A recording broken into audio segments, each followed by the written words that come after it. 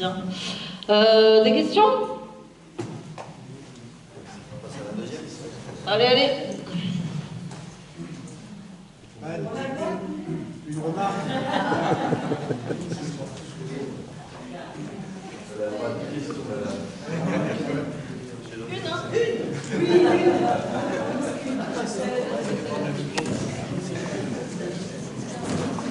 Pourquoi est-ce que vous allez mettre de l'énergie à faire reconnaître la Dordogne comme une personne? Pourquoi il ne peut pas y avoir... La Garonne. La Garonne. Pourquoi ça ne peut pas être l'ensemble du réseau? L'ensemble du vivant même. Pourquoi est-ce qu'il faut toujours fractionner pour arriver à quelque chose d'intelligent? Alors du coup, sur ce sujet, je suis complètement d'accord avec vous. Parce qu'à la base, je voudrais reconnaître l'intégralité du grand cycle de l'eau. Parce que pour moi, les océans, les nuages et les gouttes de pluie qui tombent et qui coulent vers l'océan, c'est les mêmes. Il n'y a qu'une seule eau. Les molécules d'eau qui sont sur Terre, elles sont là depuis des milliers d'années et elles seront toujours là. Et on n'arrivera jamais, enfin, la science y arrive un jour, mais à créer une molécule d'eau. Et donc du coup, comment... ça va être compliqué, je pense. H2O, les scientifiques avec qui j'ai discuté dernièrement, ils m'ont dit que ça va être compliqué. Mais bon, après, pourquoi pas imaginer, mais bon, ça c'est le dogme de la science qui nous sauvera, et à mon sens, c'est pas un bon chemin à prendre pour pouvoir préserver notre vivant. Et donc du coup, effectivement, pour moi, là, quand je vois une carte que vous avez affichée là-bas sur le cours d'eau dont j'ai le nom... L'eau. Là, c'est l'eau. C'est l'eau, là? Non, ça c'est la tour. On va le voir de l'eau partout. Là, c'est l'eau et la couture. Ah, voilà. En fait, je l'ai perdu. Et donc, du coup, en fait, moi, je vois un réseau sanguin, en fait. Avec des petits vaisseaux qui sont les têtes de bassin versant, les zones humides, qui se jettent petit à petit dans un plus grand réseau hydrographique. Et donc, du coup, pour moi, il faut reconnaître l'intégralité du cours d'eau et l'intégralité du vivant. Et donc, du coup, par contre, malheureusement, pour pouvoir avoir un plaidoyer et gagner cette bataille, il faut commencer par des étapes. Et donc, du coup, l'étape que j'ai prise, c'est de commencer par Garonne et son estuaire. Et pourquoi? Parce que je siège au schéma d'aménagement de gestion de l'eau de l'estuaire et des milieux associés. Donc, part du phare de Cornouan jusqu'à la sortie de Bordeaux-Métropole en Garonne. Et l'autre schéma d'aménagement de gestion de l'eau, qui s'appelle Garonne maintenant, qui est vallée de la Garonne, qui va de la métropole jusqu'à la frontière espagnole. Et donc du coup, c'était plus logique de commencer là où j'avais un point politique que de m'attaquer à des sujets où, par exemple, la vallée du Ciron, j'observe ce qu'ils font. Mais pour autant, Bordeaux Métropole ne touche pas cette vallée-là, donc pour moi c'est compliqué d'aller dire ce qu'il faut faire dans ces commissions locales de l'eau, des schémas d'aménagement de gestion de l'eau. Voilà, c'est une feuille institutionnelle sur la thématique de l'eau. Je vais vous raccourcir, je vais faire en 3 minutes. Alors c'est ce bloc-là maintenant, je ne pense pas dire bloc de droite, parce que ça dépend. C'est celui qui est à la gauche. Non, c'était de la gauche. Moi je suis à gauche là. Ça dépend d'où on parle. C'est là. Et vous partagez des cours et après sur le dessus. Bonjour, je suis Marie-Lynne Fidet, je suis adjointe au maire départementale et candidate aux prochaines élections municipales à Goncontour. Non pas pour remplacer le maire actuel, mais juste parce que le maire actuel ne repart pas. Par rapport à ce que vous avez dit tout à l'heure. Plusieurs sujets vont s'inviter lors de ces élections municipales, des sujets importants qui n'étaient pas des sujets jusqu'à maintenant. Enfin, des sujets qui s'invitaient aux différentes élections justement de ce type-là, et notamment les premiers mètres cubes d'eau gratuits. Moi, là, comme ça, je serais plutôt assez favorable, mais je n'ai pas suffisamment d'informations on est en train de travailler avec toute l'équipe justement autour de ça, toute l'équipe de la liste. Mais j'ai besoin d'avoir différents points de vue qui me permettent et qui nous permettent de nous positionner justement. Effectivement, c'est un sujet complexe. Le prix de l'eau depuis que Suez était là n'a pas bougé. Et donc pour autant, on a potentiellement fait 3%, 4% d'économie du fait qu'il y ait ces fonds qui partent vers les actionnaires. Et donc du coup, on a revu la politique tarifaire de l'eau et on ne souhaitait pas mettre en place les premiers mètres cubes gratuits.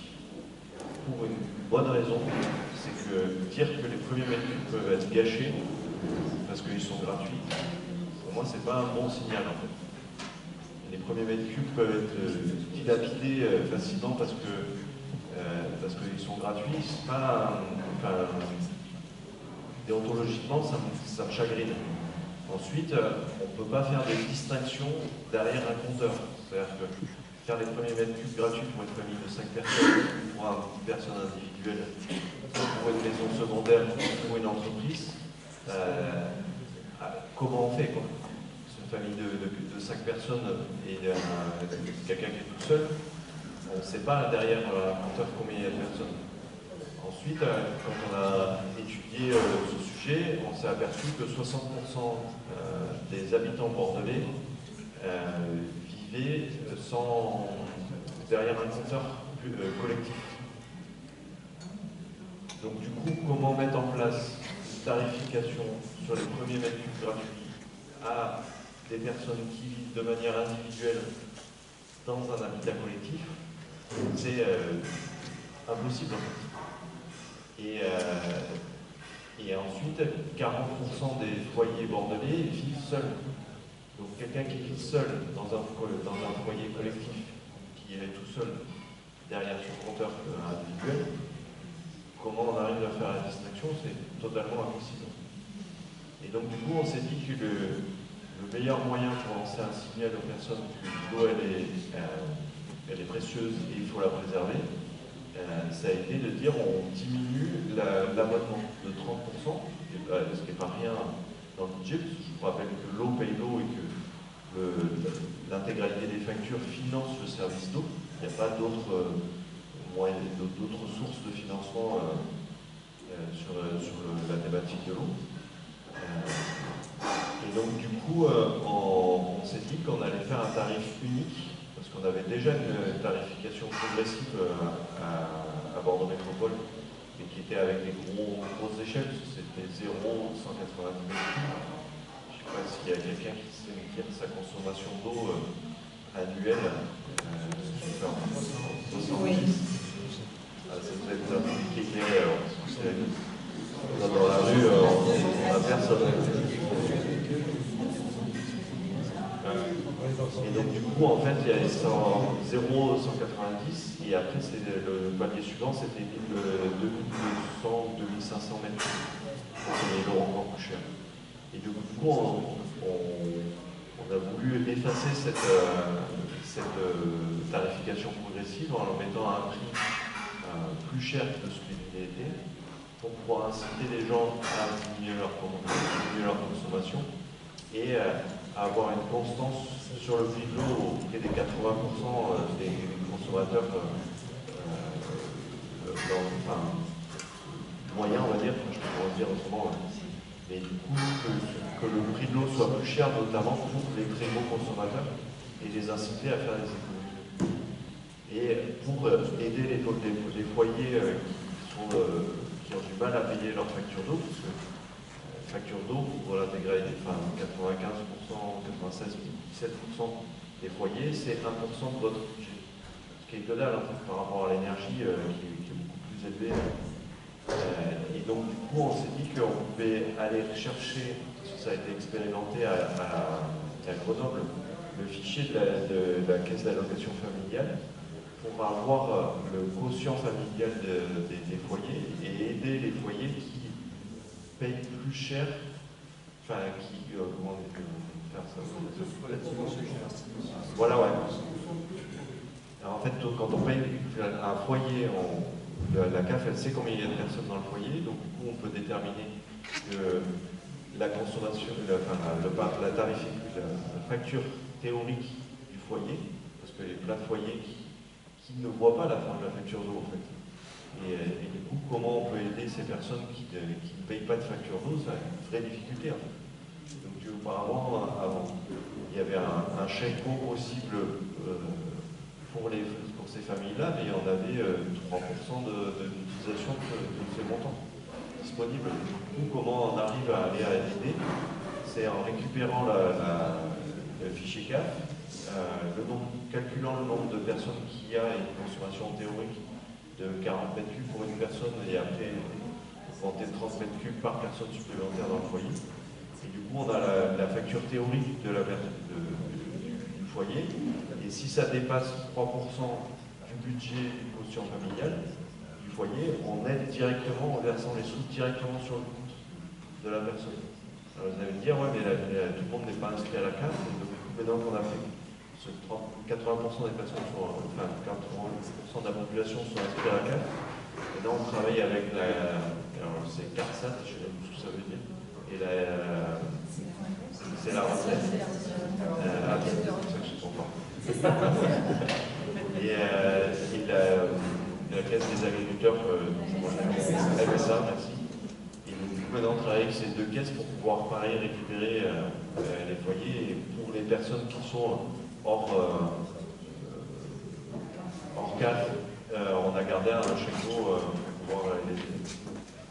Donc, du coup, il y a un super dossier CESE, c'est Conseil économique et social. Voilà, ouais. Mais du coup, le CESE national, qui a un super dossier sur cette tarification du prix de l'eau. Vous allez vraiment le lire. Il y a une autre question. Je peux bien apporter un complément, Marie-Lise, sur ta question. Alors René Pilato, député de Charente, notamment pour formuler, parce que je ne me suis pas présenté. Les premiers mètres cubes gratuits, en fait, si on reprend les travaux de Gabriel Amar, et notamment autour de Lyon, c'est la tarification progressive et différenciée. Donc, on parle d'environ 40 d'eau par personne, non pas pour la dilapider, mais simplement pour qu'ils aient de la dignité, qu'ils puissent se laver, qu'ils puissent faire leur machine à laver, et pour l'hygiène, et boire, et cuisiner. Donc ça, effectivement, pour la mettre en place, on peut connaître le nombre de personnes dans un foyer. On a suffisamment de données via la CAF ou les impôts pour avoir cette information. Je pense sincèrement, nous on le défend, les premiers mètres cubes d'eau gratuits, et c'est une volonté politique d'aller croiser les fichiers pour pouvoir effectivement l'appliquer. Et tu as raison, c'est-à-dire tu ne sais pas derrière le compteur s'il y a une personne ou 5 personnes, mais on peut croiser les fichiers. La deuxième chose, par rapport à des compteurs collectifs, là il y a un vrai problème parce que la loi n'est pas appliquée. Il devrait y avoir des compteurs individuels. Donc quelque part, aller au bout des choses, c'est de dire on donne les premiers mètres cubes d'eau gratuits pour la dignité humaine, et les autres, on les paye de plus en plus cher. Alors moi, je suis carrément ancien prof de maths pour une progressivité régulière, pour les tranches d'impôts, et donc, parce qu'au bout d'un moment, remplir la piscine, ça doit vraiment coûter cher. Et pour les industriels et pour les agriculteurs, différencier, mais ils ont déjà des compteurs, la plupart des agriculteurs, la plupart des industriels. Et s'ils ne les ont pas, par la loi, là aussi, mettre ce qu'il faut. Et enfin, je termine sur une chose, c'est pas encore prévu, mais quand on prélève dans le milieu, en tant qu'industriel, il faut que ceux qu'on rejette soient au moins aussi propres que ce qu'on a prélevé. Ça, c'est sur quelque chose sur lequel on est en train de travailler.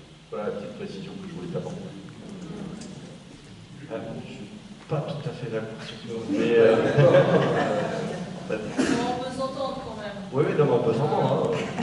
Mais du coup, il y a vraiment une complexité de pouvoir récupérer les fichiers. Le fichier 4, ça fait 4 ans qu'on est dessus, pour pouvoir le récupérer et pour pouvoir aller aider les personnes. Et donc, coup, il y a des lois qui peuvent sortir et qui peuvent faciliter. Voilà, ouais. Et ça, on est complètement d'accord, mais à l'heure actuelle, aujourd'hui, on ne peut pas récupérer le fichier CAF pour savoir combien il y a de personnes et croiser avec les compteurs.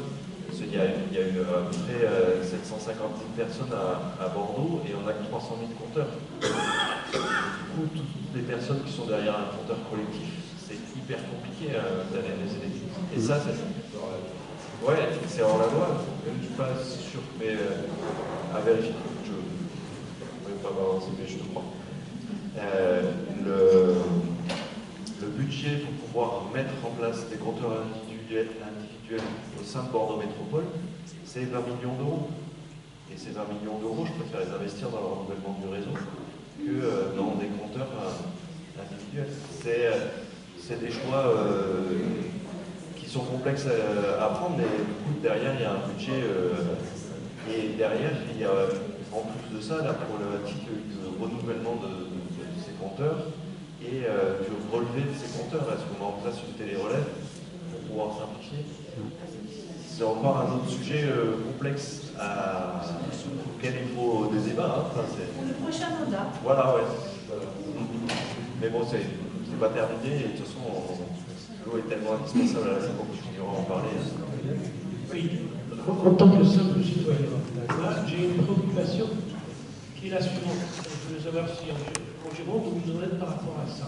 Moi, ce qui me préoccupe, c'est la préservation de la ressource de l'eau potable. La ressource de l'eau potable, comme on sait que c'est soit la rivière, soit le captage terrestre. Aujourd'hui, je pense que les deux sont en péril. Donc, autant la rivière que les captages terrestres sont en péril. Et je veux dire que cette ressource, elle m'inquiète beaucoup. Cette ressource, elle m'inquiète beaucoup. Et je voudrais savoir si vous, en tant que régie communale, vous avez, enfin, régie métropole, vous êtes préoccupé par cette préservation de la ressource. Ah, tout à fait. Et il y a 20 ans, des syndicats mixtes d'études et de gestion des nappes profondes en Gironde, le SMEGREC, qui est un schéma d'aménagement de gestion de l'eau nappe profonde, avait prévu qu'il fallait réfléchir sérieusement à prélever de l'eau dans la Garonne pour pouvoir en faire de l'eau potable. Et du coup, il a été décidé de mettre en place une politique de sensibilisation du grand public à la préservation des nappes d'eau, parce qu'en changeant un mousseur au robinet, en mettant un sac dans les toilettes et en réparant rapidement les fuites, on a aplati la courbe de prélèvement d'eau dans les nappes profondes. Et donc du coup, ça a permis d'éviter l'investissement monstrueux de créer une usine d'eau potable avec de l'eau qui est marron pratiquement toute l'année. Le bouchon d'eau fait que la Garonne, avec les phénomènes de marée, on a de l'eau qui n'est pas du tout limpide. Et ensuite, sur la thématique de la qualité de l'eau des nappes profondes, on a fait des prélèvements avant que la loi nous impose sur notamment les PFAS, pour voir ce qu'il en était. Et malheureusement, on trouve des traces de PFAS dans ces nappes profondes. Alors à des échelles qui sont nanoscopiques, donc du coup c'est pas inquiétant pour la santé humaine. Et pour autant, on commence à trouver ces molécules dans des nappes qui sont très profondes et qui n'ont théoriquement pas vu l'ère industrielle aujourd'hui. C'est pareil pour les pesticides. Et du coup, comment on arrive collectivement à garder dans des bidons, dans les usines, ces molécules, c'est un vrai sujet en fait. Parce que ça a été dit tout à l'heure, le cortex, les poils et la médecine, le maquillage, et il faut penser aussi à tout ce qui est retardateur de feu, et la loi qui est passée par le député écolo de Bordeaux, Nicolas Thierry, pour interdire les PFAS dans la cosmétique. Et j'ai plus. Enfin, il y a trois domaines où les PFAS indispensable de pouvoir garder dans des bidons ces molécules et pas les disperser dans l'environnement, parce que derrière on en trouve des microtraces, et du coup traiter ces microtraces c'est des montants financiers qui sont faramineux, alors que ce serait plus simple de les laisser dans des bidons, voire même de ne pas les créer du tout. Est-ce que vous pouvez nous en dire un peu plus sur vos services techniques, sur la mise en place? Est-ce que vous les avez étoffés par rapport à ce qu'avait Suez? Cette question, c'est tout simplement parce que les petits maires ruraux, quand on leur parle de régie, ils nous ressortent toujours la difficulté de faire face à tous les problèmes, et donc que c'est bien plus pratique de passer par une grande entreprise qui envoie par avion tout de suite un technicien pour faire face et résoudre les problèmes. Donc, comment ça s'est passé concrètement pour vous? Est-ce que vous avez étoffé les services? Vous en avez créé plus qu'il y en a? Donc du coup, en fait, la loi, elle nous oblige à récupérer les salariés de Suez et de Veolia demain sur l'assainissement. Donc du coup, on a et c'est très bien parce que les techniciens, ils savent où se trouvent les installations, ils savent les faire fonctionner, et du coup, en général, ce qu'on ne récupère pas dans un passage en régie, c'est les cadres dirigeants. Mais pour autant, là, on est en train de changer le directeur de la régie. Cette personne est passée par une manager de l'eau au début de sa carrière, et on a débauché le directeur de Azur à la Nice, qui est une régie pilotée par le maire de Nice. Et donc du coup, pour autant, on arrive à s'entendre sur certains sujets avec des élus de tous les bords politiques, en fait. Ce qui est assez étonnant, mais on n'a qu'une seule eau, et pour autant, on arrive à s'entendre sur tous les dossiers, hein, bien sûr.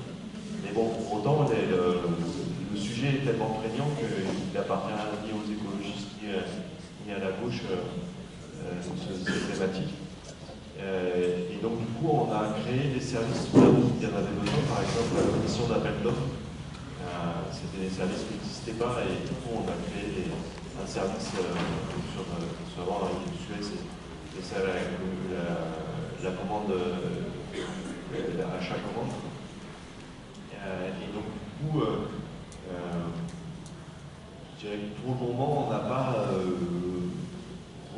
basculer complètement sur un nouveau fonctionnement de la régie, parce que déjà on est en train de récupérer l'assainissement, et que au 1er janvier 2026, c'est que c'est plus simple de faire fonctionner comme ça marchait jusqu'à présent, pour pouvoir évaluer, parce que quand vous avez une délégation de service public, vous n'avez pas le fonctionnement réel il y a des choses qu'on a découvertes une fois le passage en régie, en fait.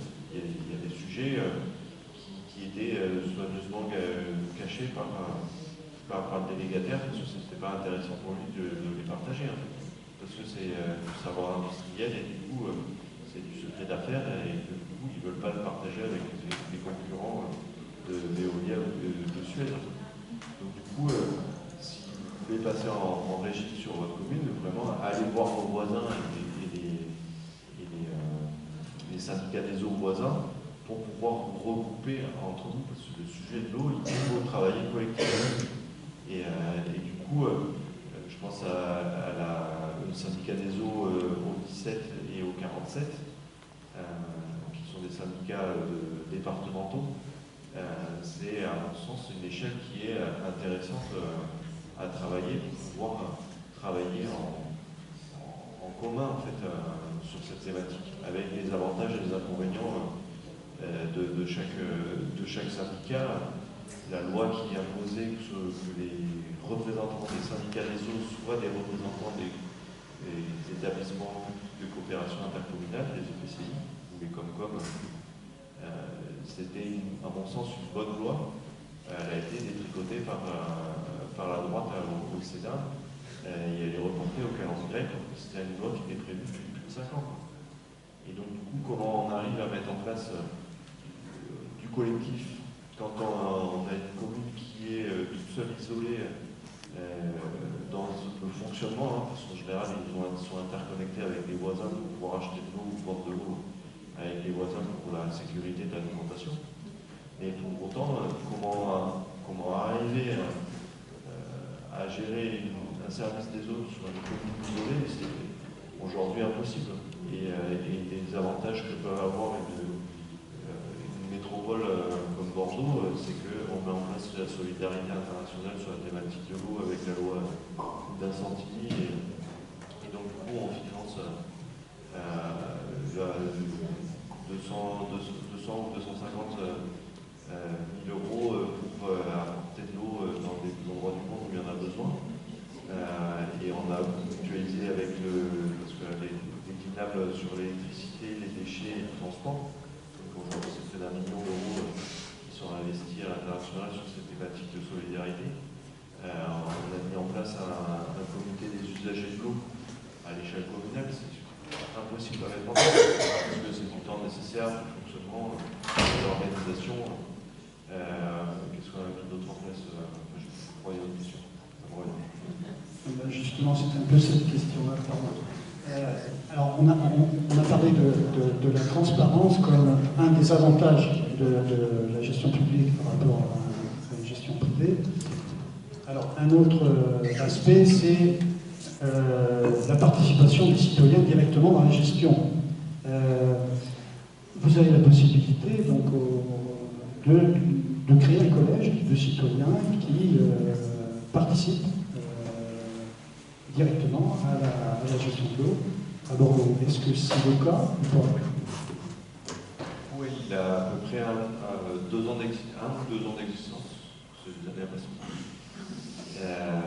Et du coup, on l'a mis en place après être arrivé, pour pouvoir bien border et savoir ce qu'on faisait, enfin qui on était dans ce comité des usagers de l'eau.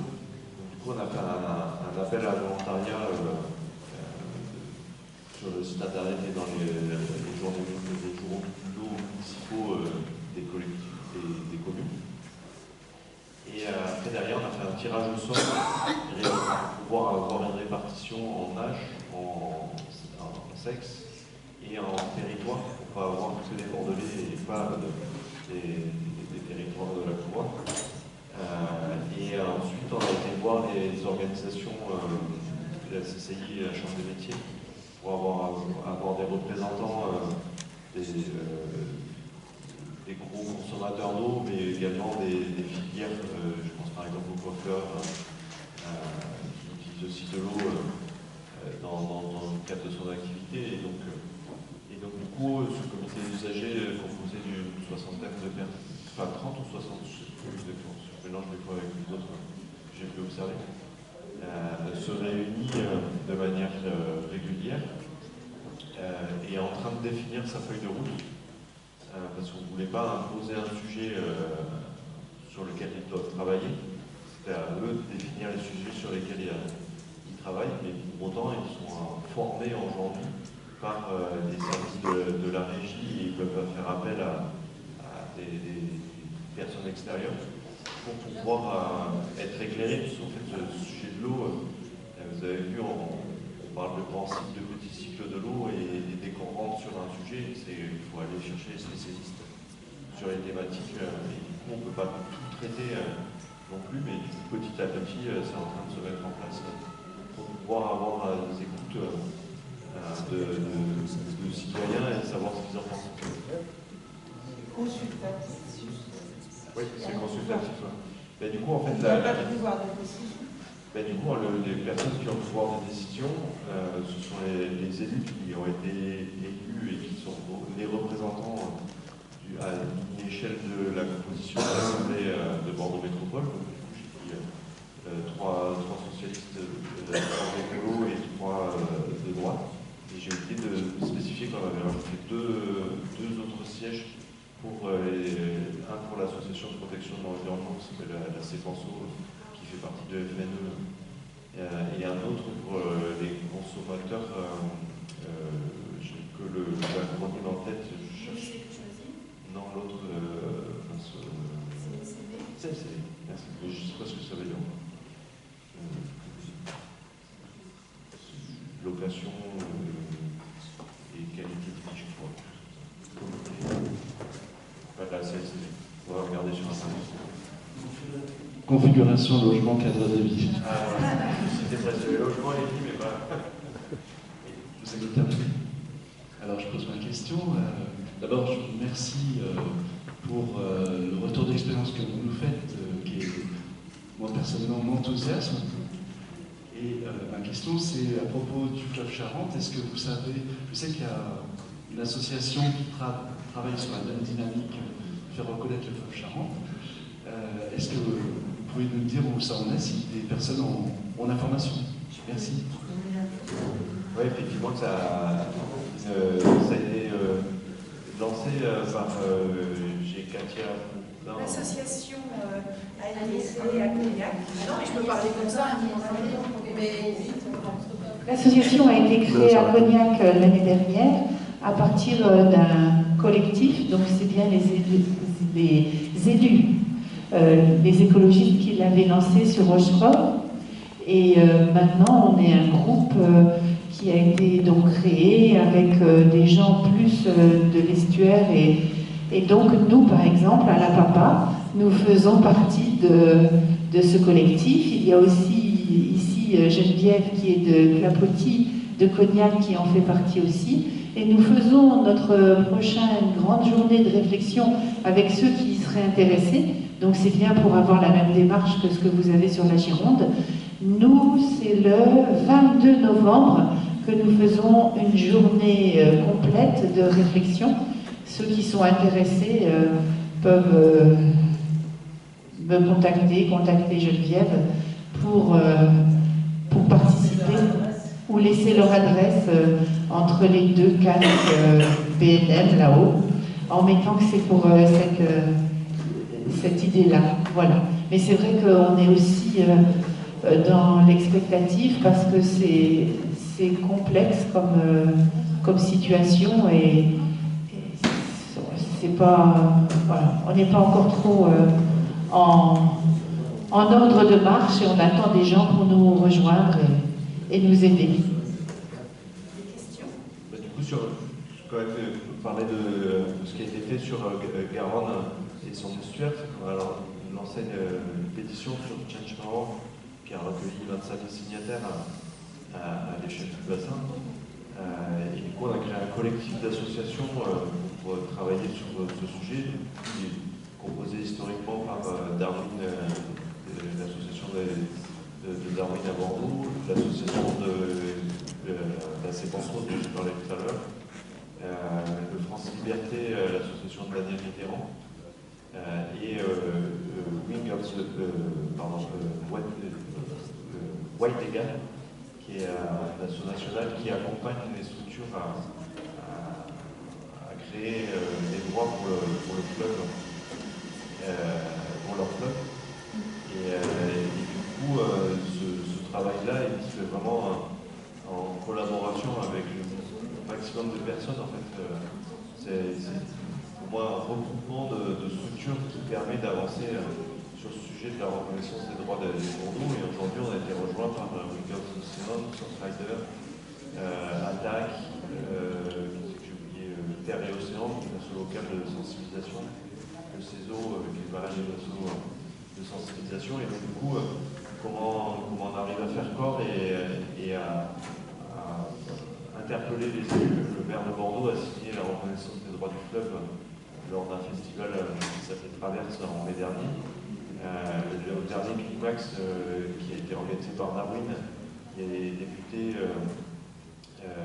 Nicolas Thierry, député de Bordeaux, écolo, qui a signé, Monique de Marco, la sénatrice écolo de Gironde, Monsieur Pétavy, député écolo dans le groupe écolo, mais je crois qu'il est Génération S en Dordogne, et Mathilde Lefeld, qui est députée LFI sur l'Entre-deux-Mers, qui a signé. Du coup, comment on arrive à faire bouger les lignes, c'est en parlant et en demandant au président des schémas d'aménagement de gestion de l'eau de travailler sur ce sujet, pour que l'agence de l'eau ça remonte aux oreilles sur OC pour pouvoir permettre de créer des expérimentations sur cette thématique.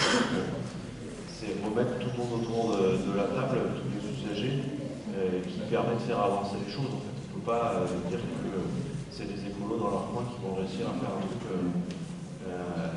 qui va permettre de reconnaître le vivant en tant que personne. C'est l'intégralité de la société qui peut pousser ce sujet comme sur les thématiques complexes qu'il y a eu ces 40-50 dernières années sur la peine de mort, sur l'IVG, sur ces thématiques sur la société entière qui embarque ce sujet pour pouvoir le pousser auprès des parlementaires. Dans l'oreillette, il faut s'arrêter.